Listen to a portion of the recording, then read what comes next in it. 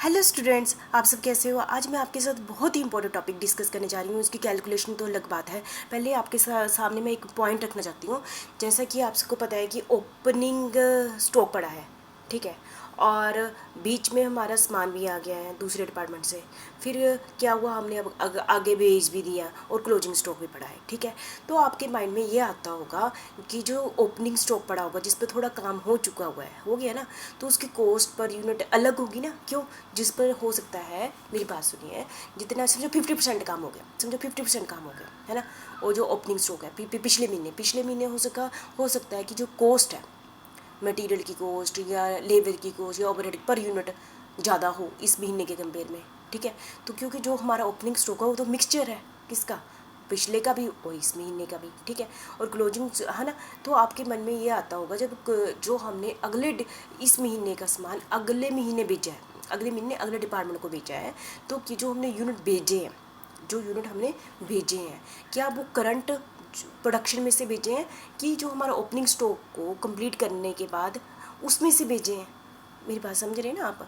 तो कौन सा मेथड अपनाएं? जैसे कि आपको याद होगा कि हमने लीफो फीफो मेथड किया ना, तो उसी टाइप से, एक टाइप से मैं, चलो फिर से आप कंफ्यूज मत हो, मतलब कि मैं आपके सामने ये बात रखी हूँ। यदि किसी भी कंपनी में बिजनेस में ओपनिंग भी वर्क इन प्रोग्रेस है, क्लोजिंग भी वर्क इन प्रोग्रेस है, और बीच में हमने प्रोडक्शन भी की है, तो हम की जो कोस्टिंग कैसे करें, कि हम क्या माने कि जो हमने तो जो ओपनिंग पर भी काम कंप्लीट कर लिया है, एक तो नया नया नया भी काम कंप्लीट कर लिया है। जो ओपनिंग पर जो काम कंप्लीट किया है उस पर पहले भी कॉस्ट हो चुकी हुई है ना, ओपनिंग कॉस्ट होगी।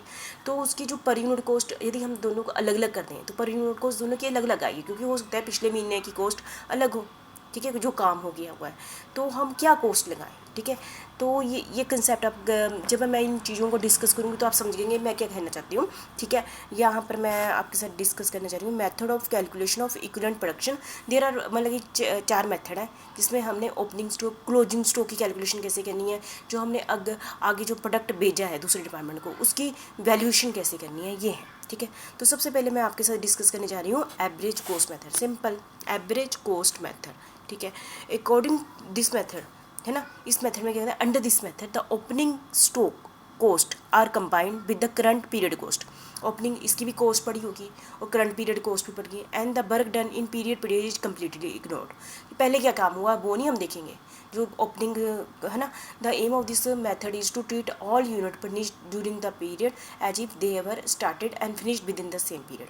The cost of the closing work in progress in the previous period is added to the cost of the current period and average rate is obtained when price is fluctuating, this method is used. फिर भी मैं आपको ऐसे बता देती हूँ क्या करना है। पहले सबसे पहले स्टेटमेंट ऑफ इक्विवेलेंट प्रोडक्शन, तीनों ही केस में जितने भी मैं मेथड कराऊंगी सेम ही प्रोसेस से कराना जो आज तक हम करते आ रहे हैं। मतलब कि हम मतलब कि जो क्लोजिंग स्टॉक है ना, ये ओपनिंग स्टॉक है, उसको कंप्लीट यूनिट में कन्वर्ट कर दो, कर दिया आपने, ठीक है।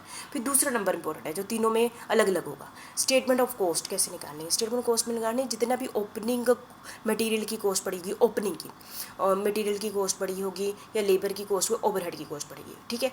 ऐसे ही जो हमने इस प्रोसेस में के दौरान और कॉस्ट ड्यूरिंग द प्रोसेस की हुई है, एक जैसे कुछ किया है मटेरियल लेबर, है ना, वो दोनों कॉस्ट को ऐड कर दो। जो भी मटेरियल ओपनिंग का भी जो कॉस्ट दी हुई है और बीच में जो भी कॉस्ट लगी है उन दोनों कॉस्टों को क्या कर दो, ऐड कर दो, कर दिया। और डिवाइडेड बाय नंबर कौन से यूनिट से डिवाइड कर दो, जो इक्विवेलेंट यूनिट, जो मटेरियल क्या है, लेबर क्या है, ओवरहेड क्या है, तो पर यूनिट आ गई, पर यूनिट आ गई। बस ये पर यूनिट है, इसके हिसाब से हमने जो स्टेटमेंट बनानी है कि इसकी वैल्यूएशन ऑफ क्लोजिंग स्टॉक की बनानी है उसी टाइप से जैसे हम पहले कहते थे। एवरेज मतलब यहाँ पर इंपॉर्टेंट बात ये है, इसमें क्या एवरेज आ गई, जैसे अलग अलग आ गई ना मटेरियल लेबर ओवरहेड्स की, क्लोजिंग स्टॉक की कि कितना है हमारा, ऐसे निकाल दी, है ना। और ऐसे ही हमने जो अगले डिपार्टमेंट को भेजा उसकी भी सेम ही इसी रेट से निकाल दी। बस ये है एवरेज कॉस्ट मेथड। एवरेज मतलब जो जो हमने अगले डिपार्टमेंट को सामान बेचा उसकी भी कॉस्ट वही होगी, जो हमारा क्लोजिंग होगा और जो कंप्लीटेड यूनिट होगा उसकी भी वही होगी। बस सेम प्रोसेस सभी मेथड में क्या है, पहले इक्विवेलेंट यूनिट में कन्वर्ट करना है, एवरेज कॉस्ट मेथड, ठीक है। दूसरा है हमारा first in first out method. First in first under this method the work started first है। First in first out method का मतलब क्या हुआ है कि हम ये मानते हैं कि जो हमारा ओपनिंग स्टॉक है उस पर हमने काम कंप्लीट कर दिया है, जो ओपनिंग स्टॉक पर जिस पर हमने काम कंप्लीट किया है उसको पहले हमने अगले डिपार्टमेंट को दिया है, ठीक है, समझ गए। और जो नया सामान इंट्रोड्यूस हुआ था उस पर जो हमने काम किया उसको बाद में दिया है। इसका मतलब यहाँ पर कॉस्टिंग अलग अलग होगी। मतलब कि बाई चांस जो यदि सामान यदि हमने अगले डिपार्टमेंट को जो सामान बेचा है, समझो 5,000 यूनिट बेचे हैं और उसमें 1,000 यूनिट किसके हैं, ओपनिंग स्टॉक वाले हैं, तो उसकी कॉस्ट वो पहले पड़ी होगी वो प्लस जो नया है उसकी पर यूनिट कॉस्ट निकाल के वैसे करेंगे। फिर भी एक बार फीफो मेथड ही हो गया, मतलब कि फर्स्ट जो पहले सामान पड़ा हुआ है ना उसको पहले निकाल दो। ठीक है, फिर भी पढ़ लेते हैं।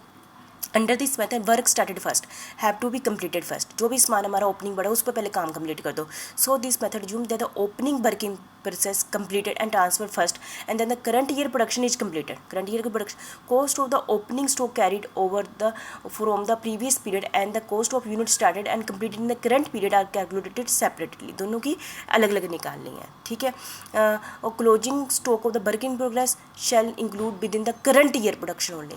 क्योंकि जो क्लोजिंग बचा है उस पर हम ओपनिंग का कोई कंसेप्ट नहीं है, जो करंट में खर्चा पड़ा हो ना पर यूनिट करंट के, है ना, उसके हिसाब से निकालनी है। क्योंकि जो ओपनिंग तो निकल गया, हम ये मानते हैं ओपनिंग वाला अगले डिपार्टमेंट को चला गया, जो क्लोजिंग स्टॉक बचा हुआ है वो करंट कॉस्ट के पर यूनिट के हिसाब से डालनी है। ठीक है, क्योंकि फीफो ये कहते हैं ना जो पहले आया उसको निकाल दो, पहले वाला निकल गया है तो इसका मतलब जो क्लोजिंग बचा होगा वो करंट यूनिट्स में से बचा होगा, तो करंट कॉस्ट की पर यूनिट के हिसाब से क्लोजिंग की कैलकुलेशन करनी है first in first out method के अकॉर्डिंग। इसमें भी फिर से सुन लीजिए, पहले आपने इक्विवेलेंट प्रोडक्शन अकाउंट बना लेना, इक्विवेलेंट बना लिया, फिर आपने स्टेटमेंट ऑफ कॉस्ट बना ली, जिसमें हम क्या करेंगे, इसमें जो पिछले में हमने क्या किया था, इसमें हम स्टेटमेंट बनाएंगे, उसमें टोटल कॉस्ट कर दी थी ना, ऐसे नहीं करना।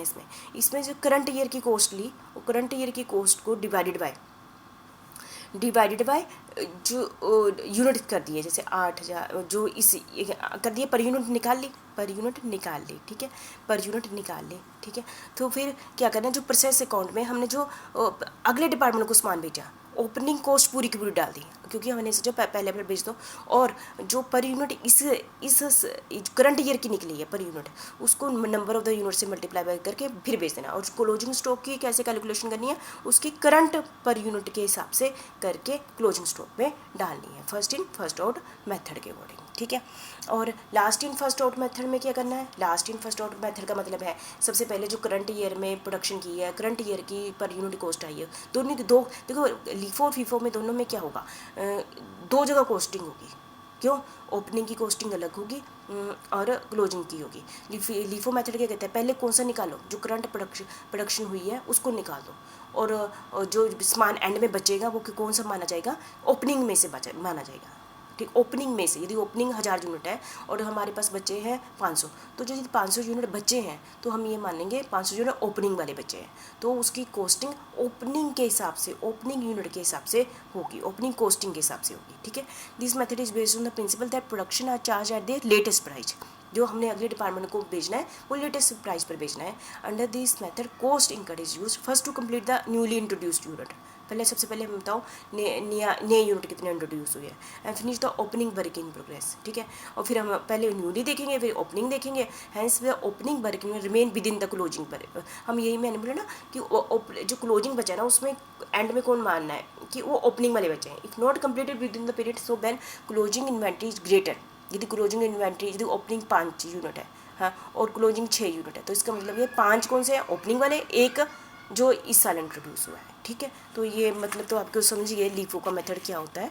तो इसमें कैसे करेंगे हम, क्या इसमें ऐसे करेंगे, जो क्लोजिंग वर्क इन प्रोग्रेस कैसे निकालेंगे, मतलब ओपनिंग कॉस्ट पूरी डाल दो यदि सारा यूनिट है ओपनिंग वाला बचा हुआ है, और जितने यूनिट करंट वाले बचे हुए हैं उसका करंट पर यूनिट के हिसाब से निकाल के उसको ऐड करके निकाल दो, और जो हमने अगले डिपार्टमेंट को बेचे हैं वो उसको करंट पर यूनिट के हिसाब से टोटल कॉस्ट निकालो फिर बेच दो। ठीक है, इसके नाम से ही पता चलता है लीफो मेथड। ठीक है, और नेक्स्ट है weighted average method. Weighted average method मतलब आपको पता है वेट दे दो, है ना कि व्हेन 2 और मोर, ये वाला मेथड तब यूज़ किया था जब एक कंपनी ना काफ़ी सारे एक जैसे नहीं, अलग सारे 2 या 2 से अधिक प्रोडक्ट अलग अलग टाइप के बनाती है, are manufacture in the same process से प्रोसेस सेम है, प्रोसेस 1 2 3, पर अलग अलग प्रोडक्ट बनाती हैं। ठीक है, a close study of the production and cost of each type of the product each required to be made and the relevant importance of one as compared to other should be indicated in term of point to be used as common denominator. In order to find out the cost of production under this method, statement of weighted average production in term of point cost of each type of the product should be prepared. The computation of weighted average process cost shall be easy if due consideration to weight और point are given. ठीक है, सीधी बात है, इसके लिए आपको एक example देखनी पड़ेगी. ठीक है, वेटेड एवरेज मतलब कि जब हम प्रोसेस सेम ही है लेकिन अलग अलग प्रोडक्ट बनाते हैं तो इसका अलग से आपके बुक में दी हुई है एग्जांपल, आप उसको एक बार देख लीजिए तो आपको वेटेड एवरेज मेथड तब ज़्यादा क्लियर हो जाएगा. ठीक है, थियरी से इतना नहीं पता चला होगा.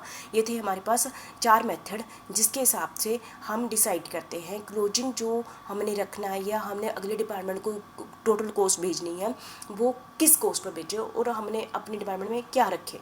ये डिपेंड करता है हम कौन सा मेथड अपनाते हैं.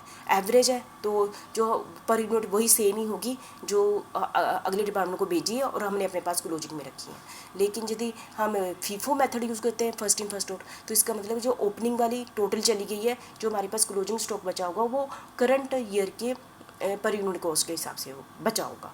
और जो हमारा लीफो है, लीफो का मतलब क्या हुआ, ओपनिंग बचा होगा लास्ट, है ना, और जो करंट हमने पहले निकाल दिया है. ठीक है, तो इन सारी चीज़ों को आपने ध्यान में रखना. वेटेड एवरेज मेथड तब यूज़ करते हैं जब हम सेम प्रोसेस से 2 या 2 से ज़्यादा चीज़ें बनाते हैं. ठीक है, तो मुझे लगता है आपको क्लियर होगा. Thank you very much.